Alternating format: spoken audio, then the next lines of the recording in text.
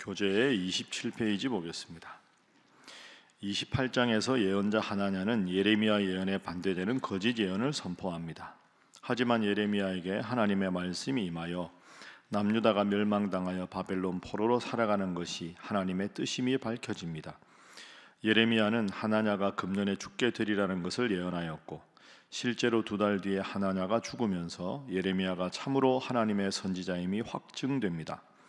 29장에서 예레미야는 바벨론으로 끌려간 포로들에게 편지를 보내어 바벨론에서 하나님께 기도하며 그곳에서 잘 살아갈 것과 심판 이후에는 하나님의 구원하심이 반드시 있다는 것을 전해줍니다. 우리가 지금 예레미야서를 읽고 있는데 예언자 또는 선지자라고 하지요. 예언서에 여러 가지 주제가 있습니다. 하나님의 심판도 있고 회복도 있고 또 장차 메시아를 주실 것이다 하는 주제도 있습니다. 근데 예언서에 늘 나오는 중요한 주제 중에 하나가 참 예언자와 거짓 예언자입니다. 우리가 그제도 한번 살펴보았지만 하나님의 말씀을 받은 예언자라고 하는데 그 예언의 내용이 다를 때가 있습니다. 그러니까 오늘 본문에 참 예언자와 거짓 예언자가 아주 분명하게 구별이 되죠. 그러니까 예레미야는 이 백성이 회개하지 않아서 바벨론에게 멸망을 당할 것이다, 포로로 잡혀갈 것이다, 이게 예레미야의 예언이었습니다. 그런데 오늘 본문에 하나냐라고 하는 예언자가 나오는데 이 예언자는 그거 아니다, 우리가 바벨론에게 포로로 잡혀가서 70년 있다고 하나님은 그렇게 말씀하지 않으신다, 바벨론의 몽해를 꺾을 것이다, 이렇게 말합니다. 그러면 하나님의 말씀을 받았다고 백성들이 보는 예언자가 정반대 예언을 하죠. 한쪽은 참 예언자고 한쪽은 거짓 예언자입니다. 누가 참 예언자입니까? 예레미야죠. 그런데 문제는 그것이 결과로 드러나기 전에는 모른다는 거죠. 그게 오늘 본문에 아주 명확하게 나옵니다. 자, 한번 보겠습니다. 28장 1절. 그 해 곧 유다 왕 시드기야가 다스리기 시작한 지 4년 5째 달 기브온 술의 아들 선지자 하나냐라는 선지자가 나옵니다. 여호와의 성전에서 제사장들과 모든 백성이 보는 앞에서 예레미야에게 말합니다. 그러니까 지금 장면을 생각해 보면 성전에서 제사장들과 많은 백성들 앞에서 하나냐와 예레미야가 앉아 있겠죠. 하나냐가 먼저 말을 하는 겁니다. 자, 뭐라고 말을 하느냐? 2절. 만군의 여호와 이스라엘의 하나님이 나에게 말씀하셨다. 이렇게 말하면 사람들은 믿을 거 아닙니까? 예언의 내용이 2절 뒤에 나오죠. 내가 바벨론의 왕의 멍에를 꺾었느니라. 자, 3절 말씀 함께 읽어봅니다. 시작. 내가 바벨론의 왕 느부갓네살이 이곳에서 빼앗아 바벨론으로 옮겨간 여호와의 성전 모든 기구를 2년 안에 다시 이곳으로 되돌려 오리라. 아멘. 느부갓네살이 과거에 그 모든 예루살렘 성전의 아름다운 것들을 다 빼앗아 갔는데 2년 안에 다시 이곳으로 돌아오게 할 것이다. 그러니까 예루살렘 성전에 있던 각종 보화와 보물들을 느부갓네살 왕이 빼앗아 갔는데 그 빼앗긴 보물들이 2년 안에 다시 돌아올 것이다.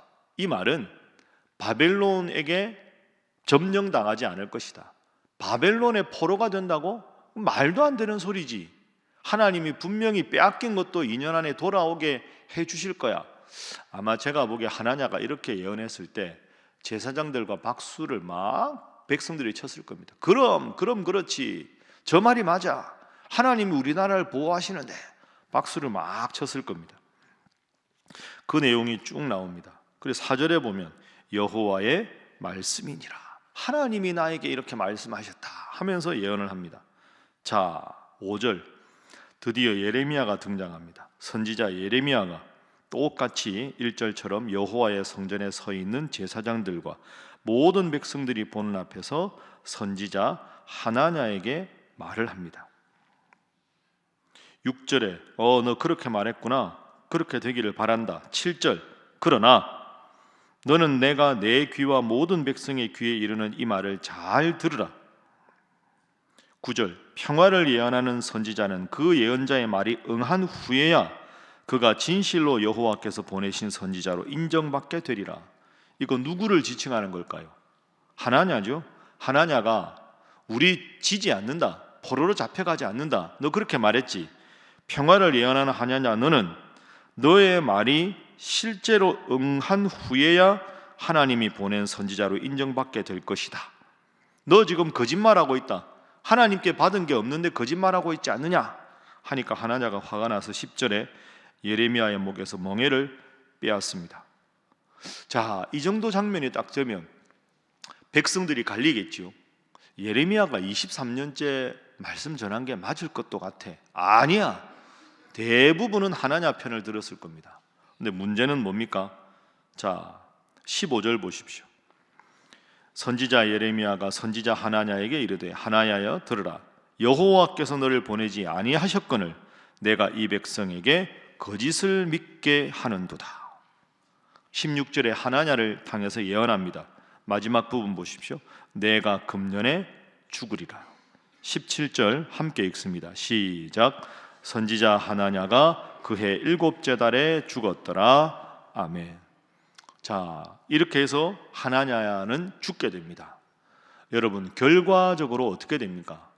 백성들이 귀에 거슬리는 말이지만 하나님 주신 말씀을 한 예레미야와 백성들은 지지하고 환영했지만 하나님으로부터 받은 말씀이 없으니까 백성들에게 인기에 영업하는 발언을 했던 하나냐는 하나님의 진노를 받아서 죽게 됩니다. 이게 오늘 우리에게 주는 교훈이 참 큽니다.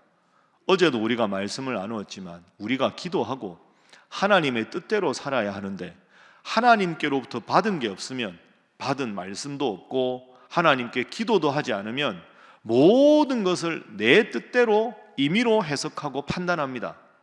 그게 위험한 거죠. 당장은 백성들이 하나냐를 더 좋아하는 것 같지만 결국 그것이 망하는 길입니다.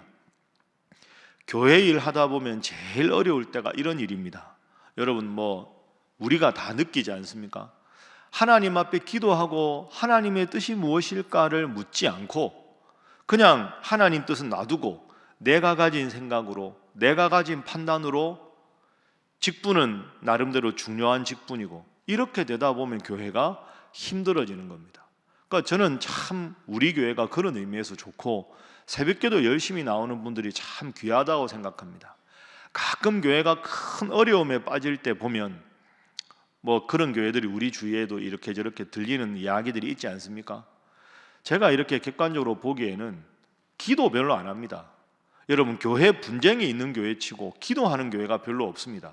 기도 안 하면 그런 일이 생깁니다. 그리고 분쟁이 생기면 기도보다는 내 자존심이 중요하고 내 체면이 중요하게 됩니다.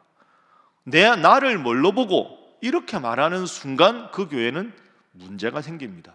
어려움이 생길수록 기도하고 힘든 일이 있을수록 하나님의 뜻을 묻고 그렇게 살아가야 우리 인생이 잘 되고 우리 교회가 잘 되지 않겠습니까? 그래서 첫 번째 기도 제목입니다. 직분에 걸맞는 믿음을 허락하소서. 이렇게 기도하겠습니다. 직분에 걸맞는 믿음을 허락하소서. 내 생각, 내 주장, 그게 중요한 게 아니고 하나님이 원하시는 게 무엇일까? 하나님 뜻이 무엇일까? 때로는 내가 생각한 게 틀렸더라도 말씀을 듣고 보니 그것이 더 교회 덕을 위한 것이군요. 그게 하나님 영광을 위한 것이군요. 좋은 의견 감사합니다 하고 내 뜻조차 내려놓을 수 있는 분들이 훌륭한 분들이지, 무엇보다 먹든지 마시든지 무슨 일을 하든지 무엇을 위해서 합니까? 하나님의 영광을 위해서. 여러분 각자 오늘도 새벽기도 잘 오셨습니다. 모든 일에 기도하고 하나님의 뜻을 구하고 하나님의 뜻대로 살아가는 여러분 되시기를 주님 이름으로 축복합니다. 그 하나냐가 28장에 드디어 죽게 된 거죠. 자, 그러면 이제 포로로 잡혀갈 거 아닙니까? 포로로 이미 잡혀간 사람들도 있거든요. 그 포로들에게 예레미야가 편지를 보냅니다. 여러분, 이 바벨론이라는 나라한테 처음부터 완벽하게 망한 게 아닙니다. 처음에 침공해서 보물들 뺏어가고 포로들 잡아가고 2차 침공해서 또 포로로 잡아가고 3차 침공해서 또 포로로 잡아가고 나라가 망하거든요. 그러면 나라가 망하기 전에 이미 2번 침공해서 바벨론의 포로로 잡혀가 있는 이스라엘 백성들이 있겠지요. 포로 생활하고 고생하지 않습니까? 그들에게 보낸 예레미야의 편지가 29장입니다. 자, 뭐라고 보내느냐? 29장 4절, 만군의 여호와 이스라엘의 하나님께서 예루살렘에서 바벨론으로 사로잡혀 가게 한 모든 포로에게 이와 같이 말씀하시니라. 바벨론에서 이렇게 살아라. 뭐라고 말씀하시느냐? 5절부터 바벨론에서 힘들지만 집을 짓고 거기 살고 텃밭도 만들고, 6절에 아내를 맞이하여 결혼도 하고 아이도 낳고, 그래서 숫자가 줄어들지 않도록 하라. 그리고 7절, 그 바벨론 성읍의 평안을 구하고 그를 위하여 하나님께 기도하라. 바벨론이 평안해야 너희도 평안할 것이다. 하나님께서 힘들어도 열심히 살아라. 아들 낳고 딸 낳고 잘 살아야 된다. 이렇게 말씀하셨습니다. 중요한 게 있습니다. 자, 8절 9절 말씀. 자, 2절 함께 읽습니다. 시작. 만군의 여호와 이스라엘의 하나님께서 이와 같이 말씀하시니라. 너희 중에 있는 선지자들에게와 점장이에게 미혹되지 말며 너희가 꾼 꿈도 고지 듣고 믿지 말라. 내가 그들을 보내지 아니하였어도 그들이 내 이름으로 거짓을 예언함이라. 여호와의 말씀이니라. 아멘. 바벨론에 포로로 잡혀갔습니다. 포로로 잡혀갔었는데 어차피 결과가 생겼는데 어떡하겠습니까? 거기서 비관하지 말고 고향 생각하면서 괴로워하지 말고, 어쨌든 포로로 잡혀갔으니 하나님의 기간이 차야 돌아올 테니까 거기서도 열심히 살아라. 집 짓고 결혼하고 자식들하고 잘 살아라. 그리고 너희가 사는 그 마을이 힘드는 일이 안 생기도록 기도하고 살아라. 그래야 잘 살지 않겠느냐. 여러분, 이게 참 중요합니다. 가끔 여러분 원하는 직장 생활을 하는데 직장의 상사가 힘들 때가 있고 좀 크리스찬 문화가 있으면 좋겠는데 그렇지 않은 데가 있습니다. 그런데 여러분, 세상사가 다 그런 거 아닙니까? 어떻게 내가 보기에 좋은 환경만 있겠습니까? 하나님이 힘든 환경에 처하게 하셔도 거기서 내가 최선을 다해서 성실하게 살아가라, 이런 뜻이죠. 근데 중요한 조건이 있습니다. 8절, 점쟁이나 거짓 선지자에게 미혹되어서는 안 된다. 무슨 뜻입니까? 열심히 살아가되 영적으로 하나님을 섬기는 믿음이 식어져서는 안 된다. 영적으로 하나님이 있는 믿음은 정확하게 갖고 거기에서도 열심히 살아라. 왜 그래야 되느냐? 10절 보십시오. 70년이 차면 너희를 다시 이곳으로 돌아오게 할 것이다. 결국 11절부터 여호와 하나님 말씀하셨습니다. 너희를 향한 나의 생각은 평안이요 재앙이 아니다. 너희에게 미래와 희망을 주는 것이다. 내게 부르짖으며 내게 와서 기도하면 내가 너희들의 기도를 들을 것이요 너희가 온 마음으로 나를 구하면 나를 찾을 것이요 나를 만나리라. 아멘.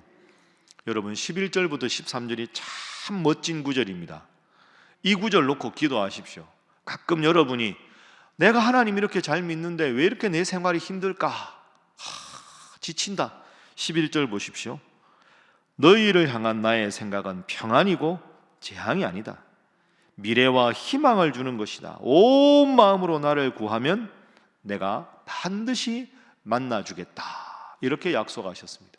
그러니까 여러분, 지금 어려움에 빠져 있어도 하나님 믿음만 잘 지키면 하나님 여러분에게 좋은 것으로 채워주실 줄로 믿습니다. 이걸 붙잡고 기도해야 우리가 힘을 잃지 않을 수 있는 거죠. 2번째 기도 제목입니다. 하나님은 우리가 잘 되기를 바라는 분임을 기억하게 하소서 하는 것입니다. 하나님은 우리가 잘 되기를 바라는 분임을 기억하게 하소서. 하나님은 내가 이 땅에서 잘 되고 잘 되기를 바라신다. 오늘 말씀 여러분 2가지 정리하겠습니다. 잘 되기를 위해 제일 중요한 게 뭡니까? 하나님과의 통로가 열려 있어야 된다. 사람들에게 좋은 말 하려고 하나님 앞에 바로 서지 않은 하나냐는 진노를 받아 죽었지만 예레미야는 늘 하나님과의 통로가 열려 있었다. 그리고 지금 당장 힘들더라도 하나님 앞에 믿는 믿음을 지켜나가면 하나님은 평안으로 좋은 길로 반드시 내 기도에 응답하신다. 힘들고 어려울 때마다 29장 11절부터 13절 읽고 마음에 새기고 열심히 기도해서 새벽 기도에 큰 능력을 받아서 하나님 앞에 잘 되는 우리 성도들 되시기를 주님 이름으로 축복합니다. 기도하겠습니다. 하나님, 늘 하나님 주시는 말씀을 읽고 기도하여 하나님 뜻을 분별케 하시고 잘 되기를 원하시는 하나님, 그 하나님 앞에 힘들고 어려워도 약속의 말씀 믿고 잘 되는 복을 받을 때까지 말씀과 기도에 집중하게 하여 주시옵소서. 이 나라를 지키시고 이 혼란 가운데 하나님의 정의로 회복시켜 주옵소서. 함께 기도합니다. 주여 믿습니다. 주여 믿습니다. 주여 믿습니다.